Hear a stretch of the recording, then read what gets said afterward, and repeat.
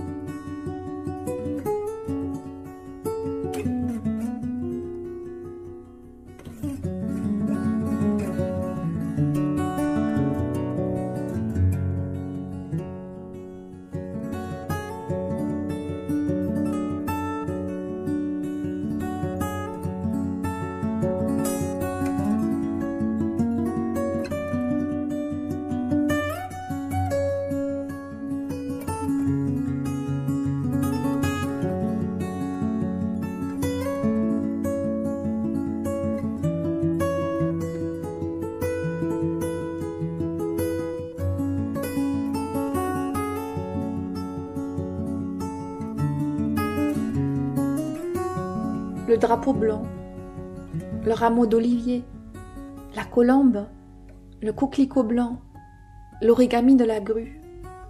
Autant de symboles pour la paix qui est une profonde aspiration universelle. La Bible, dans l'évangile de Jean, nous rapporte ces paroles de Jésus. « Je vous laisse la paix, je vous donne ma paix. Je ne vous la donne pas comme le monde donne, que votre cœur ne se trouble pas et ne se laisse pas effrayer. » Jean chapitre 14, verset 27. La paix, nous en avons tant besoin, dans tous les aspects de notre vie. Être en paix, c'est comme se sentir à la maison intérieurement. Avoir le cœur troublé, effrayé, c'est le contraire de la paix. Notre cœur est si facilement agité, n'est-ce pas? Nous pouvons parfois être tellement stressés ou perturbés par la vie, par les circonstances.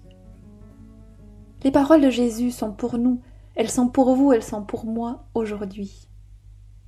Il y a un remède à tout cœur troublé, un seul qui soit vraiment efficace. Que votre cœur ne se laisse pas effrayer, dit Jésus. Ne pas craindre, ne pas avoir peur, c'est le conseil le plus répété dans la Bible.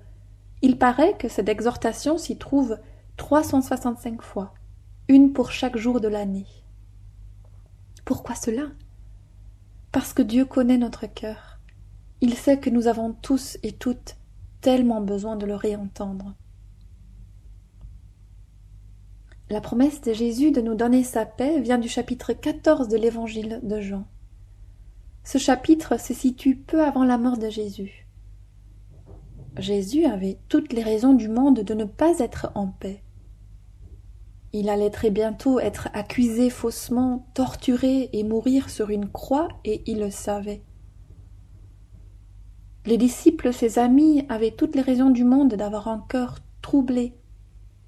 Jésus allait bientôt leur être enlevé, ils avaient beaucoup d'incompréhension par rapport à ce qui allait se passer. Mais dans ce contexte troublé, Jésus donne à ses amis plein de raisons de rester en paix. Je vous laisse la paix, je vous donne ma paix. La paix se trouve en Jésus-Christ, en lui seul. Il peut dire qu'il donne la paix parce qu'il est la paix, comme il est dit aussi à un autre endroit dans le Nouveau Testament, en Éphésiens chapitre 2, verset 14. C'est lui qui est notre paix. Jésus est la paix par beau temps et au milieu de la pire tempête. Je vous donne ma paix. Je vous la donne, elle est là, elle est disponible. Si cette paix est donnée gratuitement, si elle est là, comment se fait-il que nous ne soyons pas toujours en paix? Si cette paix nous est donnée, c'est un cadeau. Ne laissons pas la paix emballée sur l'étagère en nous disant « Qu'est-ce qu'elle est belle, cette paix !» sans jamais nous en servir. Comme un cadeau que l'on a reçu mais avec lequel on ne sait pas trop quoi faire, que l'on ne prend pas le temps de l'utiliser, de savourer. Un cadeau demande à être déballé, reçu, accepté. Oui, il nous faut accepter que cette paix ne se trouve pas en nous pour pouvoir l'accueillir pleinement. Accepter cette paix implique également d'abandonner le contrôle. Nous ne contrôlons pas grand-chose dans la vie. Si nous l'avons oublié, l'année 2020 nous l'a rappelé avec force. Tout peut basculer du jour au lendemain. Il nous arrive d'agir comme si nous disions « La paix, c'est vraiment bien, mais moi je veux quand même contrôler les choses, j'ai besoin de maîtriser. » C'est une des raisons pour laquelle cette paix nous échappe souvent. Cette paix, nous l'avons reçue une fois pour toutes, car elle repose sur ce que Jésus a accompli en mourant sur la croix et en revenant à la vie il y a 2000 ans. Il a payé de sa vie pour nos fautes, pour tout ce qui nous séparait de Dieu, pour que nous puissions être en relation avec lui. Cela s'est passé une fois pour toutes, et c'est encore valable aujourd'hui. La base de cette paix ne nous sera jamais enlevée. En Jésus-Christ, Dieu nous accueille les bras grands ouverts. C'était le cas hier, c'est le cas aujourd'hui, ce sera le cas demain. C'est cela qui fait notre paix au quotidien. Nous sommes les enfants de Dieu si nous avons placé notre confiance en Jésus-Christ. Personne ne peut nous enlever cela. Quelle paix! Une paix qui repose non pas sur nos réussites, sur nos actes, sur nos circonstances, mais sur qui nous sommes en Jésus. Des enfants bien-aimés de Dieu. Notre place dans le cœur de Dieu est sûre. Quelle paix! Mais en même temps, nous sommes invités à recevoir cette paix chaque jour à nouveau. Chaque jour à nouveau, Jésus nous présente cette paix. Voici le cadeau pour toi, pour cette journée. Est-ce que tu veux bien déballer ton cadeau aujourd'hui? Je vous laisse la paix, je vous donne ma paix. Je ne vous la donne pas comme le monde donne, que votre cœur ne se trouble pas et ne se laisse pas effrayer. La paix dans la Bible est plus que l'absence de conflit. La paix implique la réconciliation qui s'étend à l'univers tout entier. Jésus nous dit « Je vous donne ma paix. Je restaure ce qui est brisé dans ce monde blessé. Je restaure ce qui est brisé en chacun de vous. Tout n'est pas restauré dans l'immédiat, mais un jour il le sera. Vous pouvez être en paix, car je m'en occupe. » Et il affirme « Je ne vous la donne pas comme le monde donne. » Cela veut dire qu'il y a une manière habituelle de donner la paix, de vivre la paix, mais que Jésus a autre chose à proposer, qui rejoint nos aspirations les plus profondes. En quoi consiste donc cette paix différente? C'est une paix qui ne dépend pas du contenu de mon compte en banque, une paix qui ne dépend pas du bien que les gens disent de moi. Par contre, une paix que nous connaissons, une paix à laquelle nous sommes habitués dans notre monde, c'est aussi parfois une paix bâtie sur des non-dits, une paix qui est là parce que l'on n'ose pas dire les choses, ou une paix qui consiste à ignorer ceux et celles qui sont différents, différentes, qui dérangent, qui mettent le doigt sur ce qui dysfonctionne. Oui, nos paix humaines sont bien souvent imparfaites. Il n'y a qu'une seule paix qui est pleine et entière, c'est celle de Dieu, et nous avons à nous en inspirer. Recevoir la paix de Jésus, c'est aussi une invitation à travailler à des paix vraies et durables. La paix de Jésus est le meilleur cadeau pour chaque nouvelle journée, Mais la recevoir comporte aussi cette responsabilité de travailler à ce que nos paix humaines ressemblent toujours plus à cette paix-là. La prochaine fois que nous sentons l'inquiétude ou l'angoisse nous envahir, répétons les paroles de Jésus. Disons-nous, quoi qu'il arrive, il y aura un chemin. Peut-être pas le chemin de nos plus grands rêves, mais un chemin praticable pour lequel Dieu nous donnera les forces. Quoi qu'il arrive, nous ne sommes pas seuls. Quoi qu'il arrive, Jésus reste vivant et son œuvre reste vraie et certaine.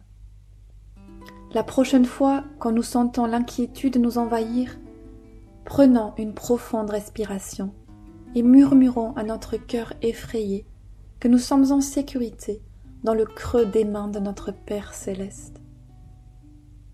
Je vous laisse la paix, je vous donne ma paix. Je ne vous la donne pas comme le monde donne. Que votre cœur ne se trouble pas et ne se laisse pas effrayer. Paix ô mon âme, ton sauveur veille sur toi. Quand la détresse t'écrase sous son poids, sa bienveillance reçoit tous tes chagrins. Sa providence répond à tes besoins. Et ô mon âme, l'ami fidèle et sûr, dans son amour guérira tes blessures.